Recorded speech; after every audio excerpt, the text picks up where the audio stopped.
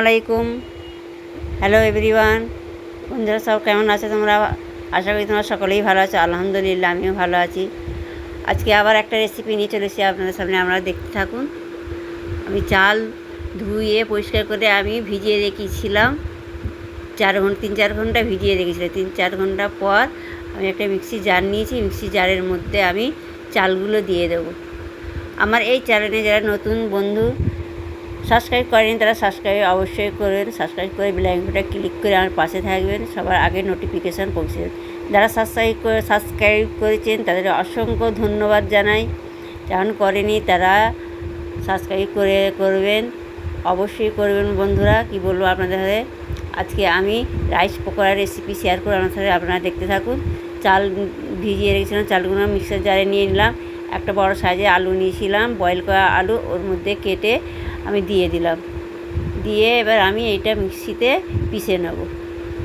এবার মিক্সিতে পিষে নিয়ে আসছি, নিয়ে এসে দেখাচ্ছি বন্ধুরা। এবার পেশা হয়ে গেছে, দেখাচ্ছি দেখুন। এরকম একটা স্মুথ পেস্ট তৈরি করে নিতে হবে। করা হয়ে গেছে, একটা বোলের মধ্যে আমি ঢেলে নেব। ফেসবুকে যে বন্ধুরা দেখতে পেজটা ফলো দিয়ে আমার পাশে থাকবে।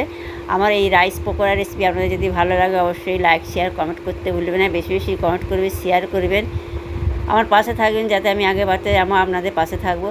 এবার ওর মধ্যে আমি জিরে দিলাম, ধনেপাতা দিলাম, লবণ দিলাম, দিয়ে ভালো করে মাখিয়ে নিতে হবে। হাতের সাহায্যে ভালো করে মাখিয়ে নেব। ভালো করে মাখাতে হবে বন্ধুরা। এইভাবে সমস্ত উপকরণ যেন ভালোভাবে মিশে যায়, ভালো করে মাখিয়ে নেব।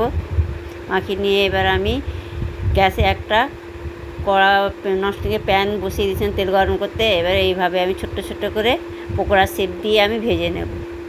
এভাবে আপনারা বানিয়ে দেখবেন। এই বৃষ্টির মৌসুমে পকোড়া চায়ের সাথে খেতে অসাধারণ লাগবে, জমে যাবে আড্ডা একেবারে। এইভাবে বসে বসে গল্প হবে, পকোড়া টমেটো সসের সাথে চায়ের সাথে খাবেন, ভালো লাগবে। বাচ্চাদের সসেস দিয়ে দেবেন, বাচ্চাদেরও খুব ভালো লাগবে খেতে।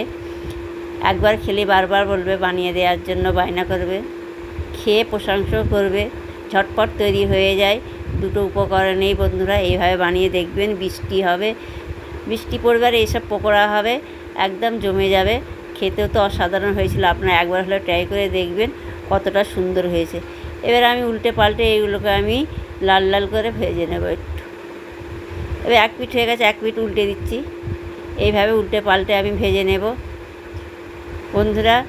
লাইক করতে কিন্তু কোনো পয়সার লাগে না, অবশ্যই আপনারা লাইক একটা করবেন। আপনাদের একটা লাইকে মানুষকে অনেক আগিয়ে দেবে।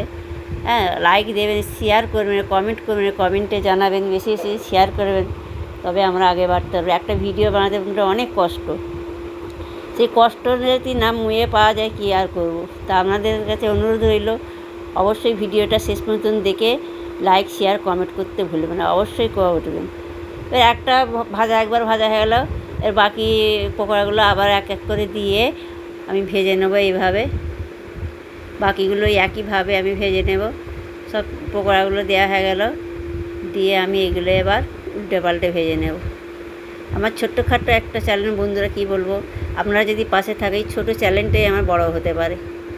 এইভাবে প্রত্যেক মানুষ জিরো থেকেই নিয়ে ওঠে। আমিও চাই আমি জিরো থেকে উঠবো। আমি জিরোতে আছি, জিরো থেকে আস্তে আস্তে যেন আপনাদের পাশে থাকার, আপনাদের সাহায্যই যেন আমি বাড়তে পারি। এইভাবে আপনারা পাশে অবশ্যই থাকবেন, আমিও আপনাদের পাশে থাকবো। আপনাদের কমেন্টে জানাবেন কী রেসিপি চাই, আমি দেখাবার জন্য চেষ্টা করব। অবশ্যই দেখাবো, দেরি হোক কিন্তু আমি অবশ্যই দেখাবো। আপনারা কমেন্ট করতে থাকবেন। আপনারা যে কমেন্ট করেন সেই কমেন্টে পড়ে আমি খুব হ্যাপি। এবার ভাজা হয়ে গেছে, আপনাদের পরিবেশন করে দেখুন কতটা ইয়াম্মি, কতটা সুন্দর হয়েছে, কতটা লোভনীয় হয়েছে। আমি আর কি বলবো, আপনারা দেখেই বলবেন কতটা সুন্দর হয়েছে। খেতেও তো অসাধারণ হয়েছে। কীভাবে খেয়ে আপনাদের দেখাচ্ছি, আপনারা দেখুন কতটা ক্রাঞ্চি হয়েছে।